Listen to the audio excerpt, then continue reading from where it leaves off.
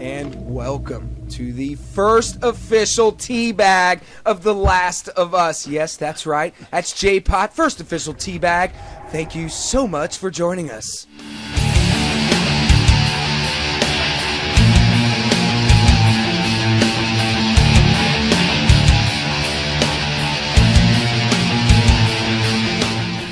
Alright, we got a lot to cover tonight. The Last of Us multiplayer and all the facts. That's right, the multiplayer has been, I don't know if it's confirmed, this story's coming from Now Gamer, it's coming from Adam Barnes, and we'll just have to see, but this is in his words. The Last of Us multiplayer mode ties into the story and the world that Naughty Dog has created, as well as working effortlessly within the mechanics of the single-player experience.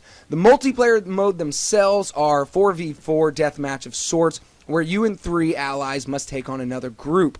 Respawns are limited to each round, so staying safe is, of key importance.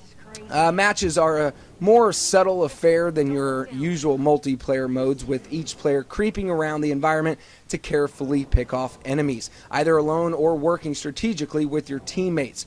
You'll be able to pick from a large arsenal of weapons and loadouts, meaning you can bring 2 weapons to each game, and a selection of passive buffs. But yeah, that's just a quick overview. I mean, you guys go to this website and nowgamer.com, look at The Last of Us multiplayer and all the facts. But yeah, another brief rundown of how The Last of Us multiplayer ties into the story. And this is where a lot of you guys have been calling this out. DayZ. Okay, DayZ, I know is a great game. I'm still waiting for it on standalone, but yes, this is what you guys are talking about right here.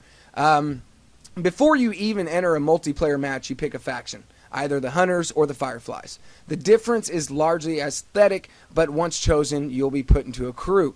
This crew will be filled with NPC survivors, initially 5, but increasing exponentially with each match played.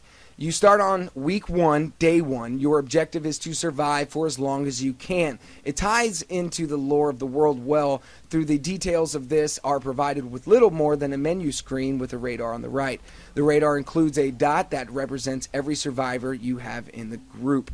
And yes, this is where you guys are saying this is, the free roam element, the DayZ element that we've all been waiting for. And yeah, some of you are right. Some of you, it's not too linear. I don't think it's going to be an open world like DayZ, okay? But the concept, I think, is they're going to be loosely using it.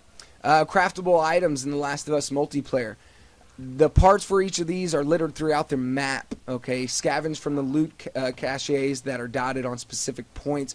But don't worry, these aren't first come, first served. Every survivor gets their own selection of stash from each crate, and that's pretty cool. That's thinking, Naughty Dog. The contents are random, however, so you may not have a craftable item from the start. You'll need to gather extra pieces if you want to really put your supplies to good use. And if the video's not torn down, I'll go ahead and put a link down below. But there is some multiplayer leaked from this Spanish website, so bear with the audio. But it's very, very cool. It kind of gives you the feel of Uncharted style play, like I've been calling it.